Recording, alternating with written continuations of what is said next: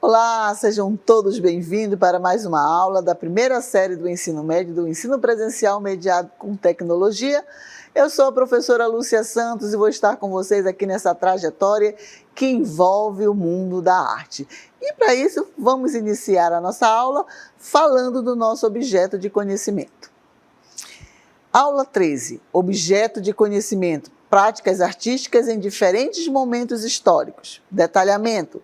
Produção de linguagens artísticas envolvendo as manifestações estéticas geradas de diálogos interculturais relacionados às diferentes dimensões da vida social, política e econômica. Certo? Então, vamos dar início à nossa aula.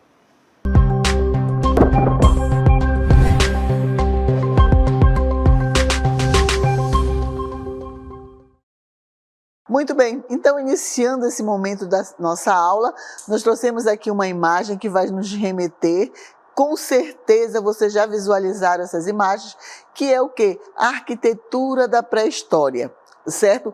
Que conta toda uma trajetória da história e o homem daquele período em busca de melhorar o seu estilo de vida, das suas funcionalidades. Então eles foram criando possibilidades, materiais, artefatos, temas, que envolve esse período da arte. O que nós podemos falar desse período? Vamos ver? Então, a arte da pré-história, aproximadamente de 3.000 a.C., caracteriza-se pela pintura rupestre, esculturas em pedra, cerâmicas decorativas. Isso tudo nós já conseguimos falar, nós já captamos nessa nossa trajetória, da primeira série do ensino médio. E quais eram os materiais que eles utilizavam para fazer essa pintura, essas esculturas? Pigmentos naturais, pedra, argila. E quais eram os temas que eles utilizavam? Representação de animais, figuras humanas, atividades cotidianas. Passando desse período, nós vamos para uma outra trajetória, que é a arte clássica. A arte clássica, ela vai envolver o período de 600 a.C., a 470 a.C. E quais são essas características que envolvem esse período da arte clássica? Esculturas idealizadas, arquitetura monumental, arquitetura monumental, mosaico, material em mármore, bronze, argila, pedra. E quais eram os temas desse período que eles utilizavam? Mitologias, retratos e temas históricos. E para representar esse período, eu trouxe aqui, que é esse período da arte clássica, justamente esses vasos gregos, tá? Então, esses vasos gregos, eles trazem uma característica muito importante, que se vocês perceberem, esses dois vasos maiores que estão aqui, ele tem o fundo negro e os personagens estão, vamos dizer, em barro, em argila. E o outro, o maior, também, ele tem o fundo argila, amarelo, e as figuras em negro. Então, a inversão de cores acontece nesse período. E são temas da mitologia, e eles conseguem utilizar, a questão mitológica, até mesmo a curvatura do vaso, eles fazem como se estivessem jogando xadrez, aproveitando toda a estrutura do vaso. E esses vasos eram funcionais, hoje são caracterizados como obra de arte, ok? Então, nesse período também nós vamos passar para o Renascimento. O Renascimento, como nós já comentamos também, é um período do renascer da arte, uma nova forma de ver a arte, mas vai beber lá na questão da cultura greca romana. O Renascimento ele vai buscar, ele vai trabalhar com essa questão da geometria, da perspectiva e etc. E essa característica diz o quê? Realismo, perspectiva, ênfase na razão e na ciência. O material que era mais utilizado nesse período, óleo sobre tela, iniciou o uso do óleo sobre tela nesse período, esculturas em mármores, ar frescos, não é verdade? E aí nós temos atividades notáveis, Leonardo da Vinci, Michelangelo e Rafael. Nesse período também nós podemos caracterizar música antiga, que vai até 1600. Qual era a característica dessa música? Música vocal sacra, religiosa, não é verdade? Música cortesã, para bailes e etc. ênfase em modo de polifonia. Exemplos, música gregoriana, madrigais, renascentistas. Então, o canto gregoriano, geralmente ele utilizava as vogais. Então, eles utilizavam sempre no final, eles davam ênfase às vogais, tá? Falamos também de um período que vai ser o barroco, porque o barroco ele vai trabalhar principalmente a questão da dualidade de sentimentos, e as obras são representadas de uma forma bem teatral, tá? Bem dramática. Então, o que é a dualidade de sentimentos no período barroco? Ora, céu e inferno, ódio e amor, alegria e tristeza. Sempre você vai encontrar nesse período da arte essa dualidade de sentimentos, que é o período barroco. Qual era a característica desse período? Dramatismo, contraste, ornamentação exuberante, né? Materiais, óleo sobre tela, mármore, estuque, que era madeira, né? Artistas notáveis, Caravaggio, Bernini e Rembrandt. Mas nós temos também a música barroca, que acontece no mesmo período. E qual era essa característica desse período da arte barroca? O uso extensivo de baixo contínuo, contraste dinâmico e ornamentação. Quais são os elementos que nós temos? Sebastian Bach, né? Friedrich Händel, que faziam parte desse período. Eu trouxe para vocês apenas o áudio dessa música que fez parte desse período barroco, que é uma música clássica erudita. Vamos ouvir?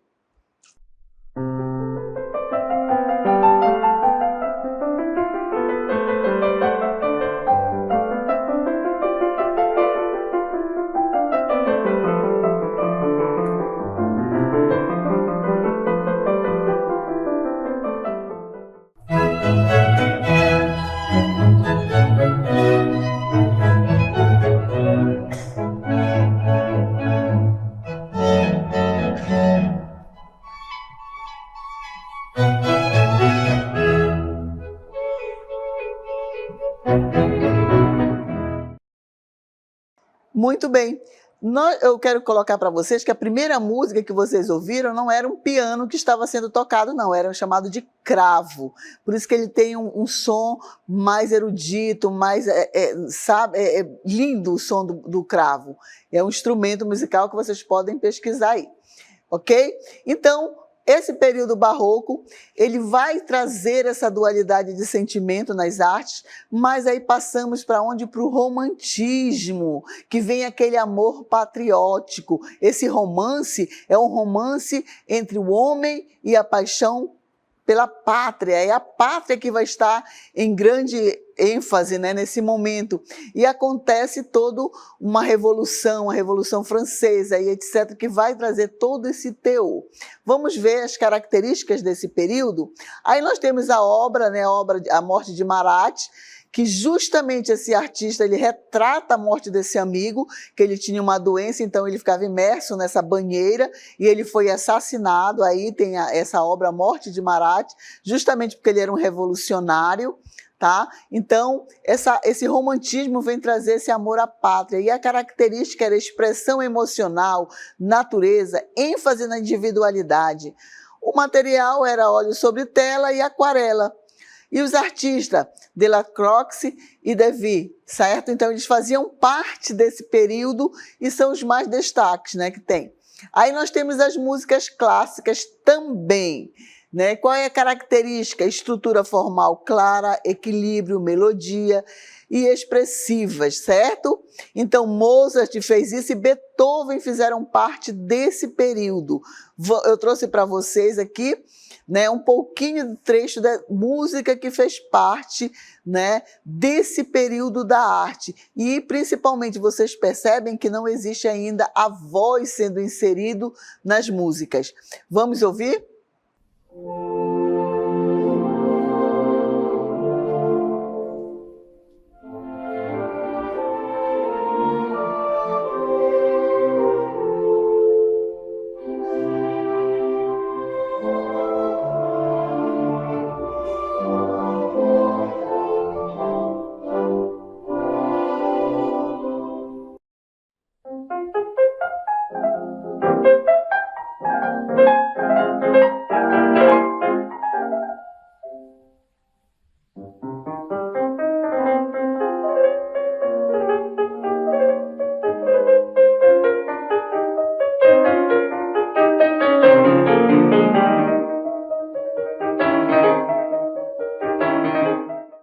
Então agora sim, já foi um piano que vocês estavam ouvindo, né? A voz humana ainda não está inserido nessas músicas.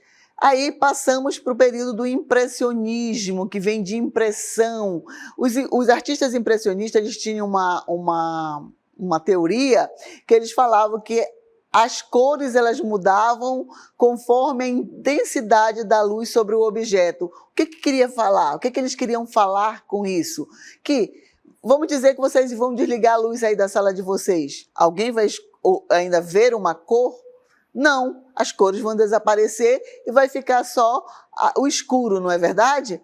Mas se você liga a luz, novamente você vai ver as cores. Então, dependendo da intensidade da luz sobre o objeto, ele vai estar mais claro ou mais escuro. É quando você olha para uma árvore. Muitas pessoas pintam uma árvore, pegam o lápis verde, pintam a árvore de uma única cor. Não, se você olhar para as folhas, são cores diferenciadas, existem várias tonalidades de verde, certo? Então, o que nós temos como uma característica do impressionismo? Vamos ver? Captura de luz, pinceladas soltas, cenas cotidianas, o material óleo sobre tela, ênfase nas cores, artista Monet, Degas e Renoir. Aí vem o modernismo, que eu trouxe para vocês já algumas imagens sobre esse período do modernismo, que já está iniciando ali, já estamos no século XX. E o que é a característica? Experimentação, abstração, rejeição das convenções tradicionais, os materiais diversos, incluindo colagens, esculturas não convencionais, certo? E quais são esses movimentos que fazem parte desse período? Cubismo, fauvismo, expressionismo, eu sempre digo que são os ismos da arte, né? E aí a música popular do século XX, meados do século XXI em diante. E aí nós temos o modernismo, que é o início do século XX. Quais são essas características que nós vamos ter? Ampliação, amplificação, influência do rock, música popular do século XX, especialmente a partir de meados do século, né? Passou por uma série de transformações significativas. Aqui estão alguns gêneros artistas influentes desse período. Nós temos o rock and roll, certo? Que vai de 1950.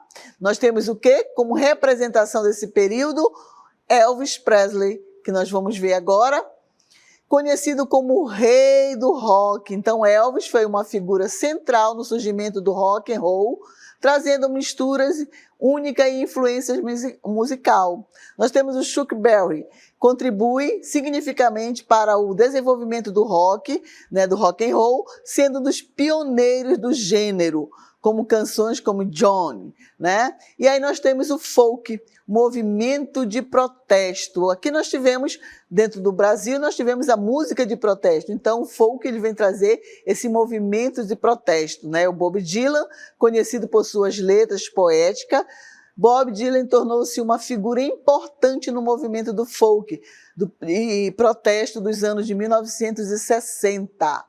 Partimos aí para o quê? Para o rock psicodélico. Aqui nós temos um representante muito importante no Brasil do rock psicodélico, que é o Raul Seixas, não é verdade?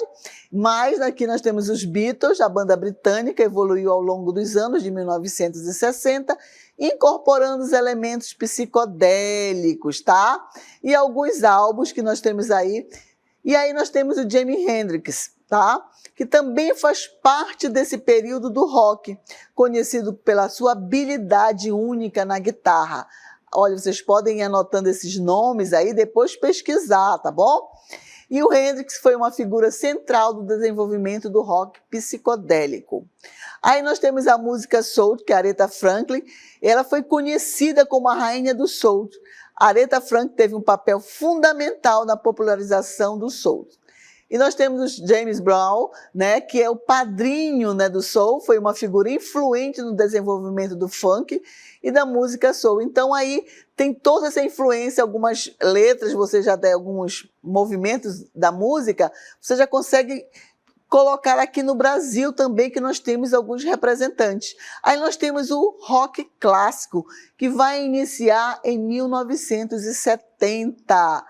Led Zeppelin e Pink Floyd, bandas contribuíram significativamente para o rock clássico, explorando novas sonoridades e conceito. E aí temos o quê? Nós temos na arte o pop, né? O pop art, e também na música nós temos o pop contemporâneo, certo? Que vai de 1990 em diante. Aí nós temos Michael Jackson, Whitney Houston, Beyoncé, né? Esses artistas tiveram um impacto significativo no cenário do pop, né? Nas últimas décadas do século XX e início do século XXI. Só que dentro disso nós temos o quê? As características que fazem parte desse período da arte também. E quais são essas características dessa arte contemporânea pós-década de 1940? Diversidade, questionamento de formas tradicional, inclusão de novas mídias, materiais, multimídias, instalações, performance, movimentos notáveis, pop art, minimalismo, arte conceitual. E aí o que eu quero dizer para vocês? Que nesse momento, o que nós estamos fazendo é como se nós fizéssemos uma retomada, né, de conteúdos que são necessários para a primeira série do ensino médio, certo? Que vão fazer toda essa trajetória, fizeram toda essa trajetória que envolve a arte, tanto a música como as artes plásticas, certo? E aí nós temos também a música contemporânea, que ela faz parte do cotidiano, não só a música clássica, como a música erudita, o rock, né, o jazz, etc., mas a música contemporânea está também inserida. O que nós podemos falar sobre essa música contemporânea? A música contemporânea, no contexto pós-década de 1940, abrange ampla variedade de estilos e abordagens experimentais. Nós falamos de John Cage, apresentamos também o John Cage para vocês, né? Este período é caracterizado pela diversidade de influências, técnicas, estilos, incluindo música eletrônica, minimalismo, música serial, música aleatória, entre outros. Aqui estão alguns movimentos e artistas representativos da música contemporânea. Aí nós trazemos aqui na música aleatória o John Cage, que eu falei para vocês.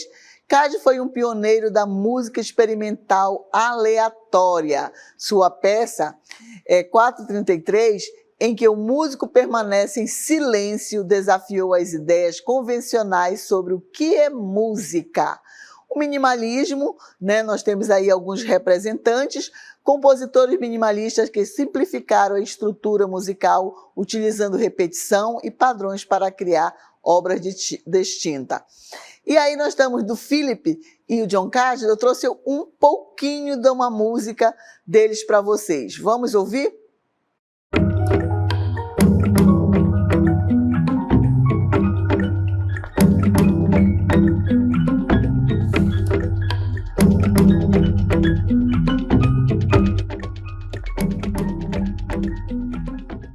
Então, quando eu trouxe Philip e John Cage para vocês, o que aconteceu? São músicas aleatórias. O que John Cage fez?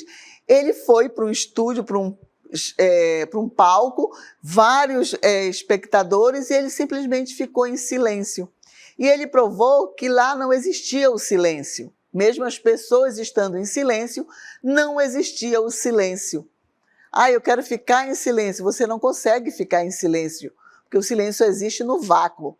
Não é verdade? Mas não conseguimos, porque sempre tem algum som. E ele provou que isso pode se transformar em música também, tá? E aí nós temos músicas contemporâneas, que vamos falar agora um pouquinho sobre a arte contemporânea. Aí nós temos a expressão de uma arte contemporânea, também de uma instalação, certo? Que a arte contemporânea do século XXI é marcado por uma diversidade de estilos, mídias e conceitos. Artistas exploram uma ampla gama de temas, incluindo questões sociais, políticas, ambientais, que está em alta, não é? E as tecnologias. Aí nós temos uma instalação que é feita justamente como protesto, né? O que é a arte conceitual engajada? Vamos ver?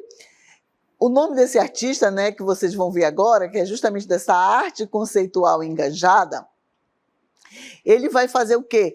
As fronteiras, não é? Que vai fazer essa ligação entre a arte conceitual e a arte que envolve o meio ambiente.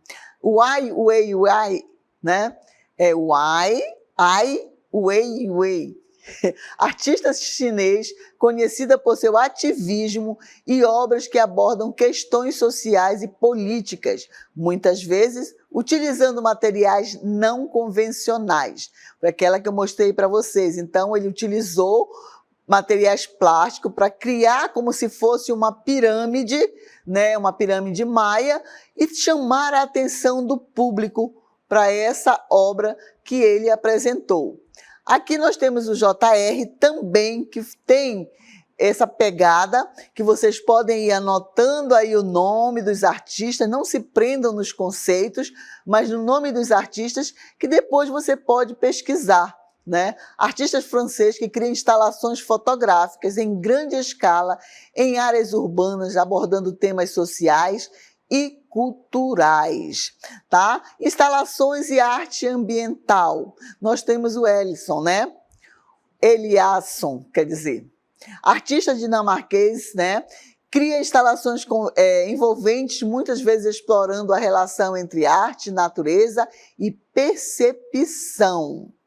Aqui nós temos um casal que eles foram muito importantes justamente para essa questão, né, dessas instalações monumentais que ocupam espaços enormes, que é Cristo e Jaiane, tá? Então eles foram que, embora ela tenha falecido, né, em 2009, a obra de arte ambiental, instalações monumentais, continuam a influenciar a arte contemporânea.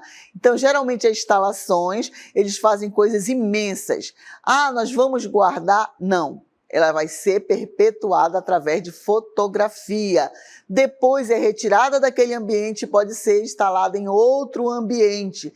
Essas instalações, essas apresentações, né, essas exposições desses artistas, principalmente como nós vimos lá, do JR, que ele fotografa as obras e ali ele vai perpetuar aquela obra de arte que foi criada naquele ambiente, tá? Aí nós temos a arte pós-internet. Então, a arte pós-internet, aí nós temos a Amália, né, artista argentina que explora a cultura da internet e nas redes sociais e suas performances, fotografias e instalações. Aí nós temos o Ito, né, que é um artista, ele é um artista teórica, né, ele trabalha muito a questão da teoria, principalmente utilizando letras, frases, né, que vão impactar o espectador. E essas instalações abrangem vídeo, esculturas, muitas vezes questionando as relações entre a imagem e a tecnologia e poder. Então ele utiliza muito a questão de textos para chamar a atenção desse público. E aí, principalmente, nós temos aí um artista que eu admiro muito, que é o Banks, né? É um artista britânico cuja identidade permanece, né, desconhecida. Ele apenas assina as suas obras, tá? E ele é conhecido por suas obras de arte, de rua, e ele utiliza muita sátira, a questão política, né? Ele consegue fazer isso. Então, tem algumas obras que é uma menininha dando uma flor para um rapaz que está com rifle, uma senhora que nós mostramos em alguma das nossas aulas, que ela está varrendo lixo para debaixo do tapete. Então, tudo isso são críticas políticas, né? Ele usa muita sátira para chamar a atenção do público, tá? E aí nós temos o Shepard, né?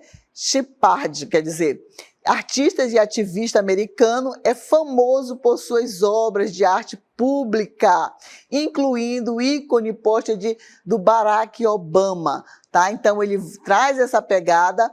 Aí nós temos uma fotografia que é de Mandela, né? Não é do Barack, mas ele sempre trabalha com essas personalidades para chamar a atenção para suas obras. Aí a arte contemporânea africana, esse Anatsui, né, é o artista ganadês, né, que ele é nigeriano, cujas esculturas feitas de tampas de garrafa exploram temas como identidade, globalização e consumo. Então aí nós temos uma obra que ele utiliza as tampas de garrafa, tá? E ele faz monumentos imensos. Tá? Aí depois nós temos o Zanelli, tá? Que fala o quê? Ele é um fotógrafo, né? Ela é uma fotógrafa que ela é uma ativista sul-africana, cujos trabalhos em questão, ela é identidade e gênero da sexualidade. Meus queridos, infelizmente, às vezes nós não podemos estar utilizando muitas imagens, mas é isso que eu falei para vocês. Vão anotando o nome, né?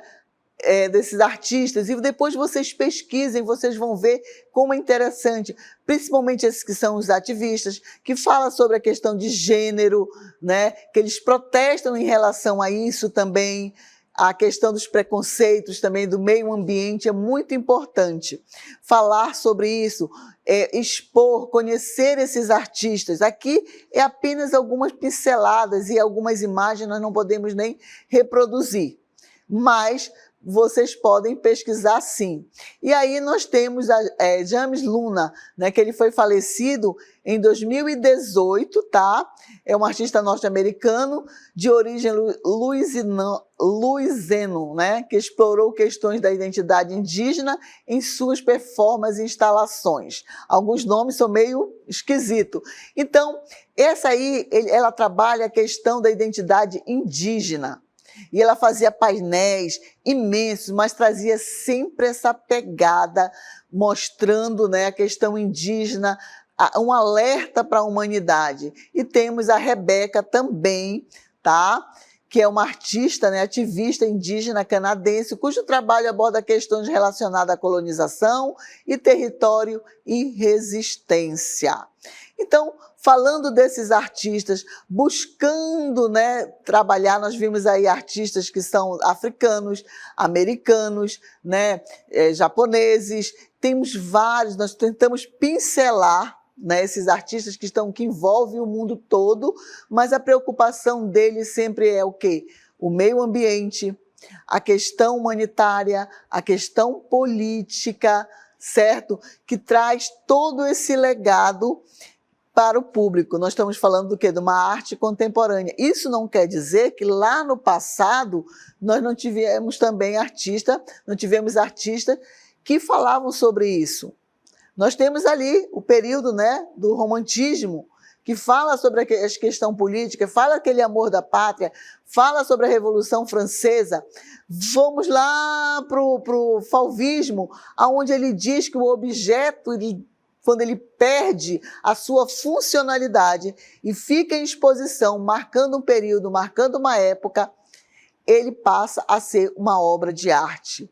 A visão do espectador, impactar o espectador, chamar a atenção do espectador enquanto consumista, né? Às vezes nós assistimos um programa e não queremos nem saber, mas o artista famoso está usando, eu também vou comprar. Aqui no Amazonas, então, é muito interessante, as pessoas às vezes utilizam roupas, acessórios que não condiz com o nosso calor que nós temos aqui no Amazonas, mas as pessoas usam porque está na moda, a mídia está mostrando. Então, lá na pop art, naquele período lá, eles já protestavam contra o consumismo. Tanto é que o símbolo deles era uma lata de sopa, a questão do enlatado, o consumir o enlatado. E essas instalações que são feitas hoje, dimensões gigantescas, é justamente para alertar. E eles utilizam materiais reciclados, não é lixo. O lixo não é utilizável, ele vai ser descartado, né, no aterro sanitário e depois vai ter o tratamento, mas o que é o reciclado pode ser utilizado, tá? Então eles utilizam esse material reciclado para construir, para chamar a atenção, né, através das instalações imensas, né, que são monumentos, e eles vão perpetuar essa obra através da fotografia. Então o homem faz a sua trajetória desde a pré-história, a arte clássica, vai passando pelo romantismo, impressionismo, chega nos ismos e na arte contemporânea, trazendo todo esse olhar, né, que o artista tem de chamar a atenção do seu público para o mundo, para a sociedade, para a política, para a cultura, e a arte ela tem essa voz de utilizar vários meios, como a música, o teatro, a dança, as artes plásticas, as instalações, para chamar a atenção do público para o que está acontecendo no mundo, né, na sua localidade, na sua cultura, e serve como um alerta ou conscientização também, ok? Então, finalizamos a nossa aula.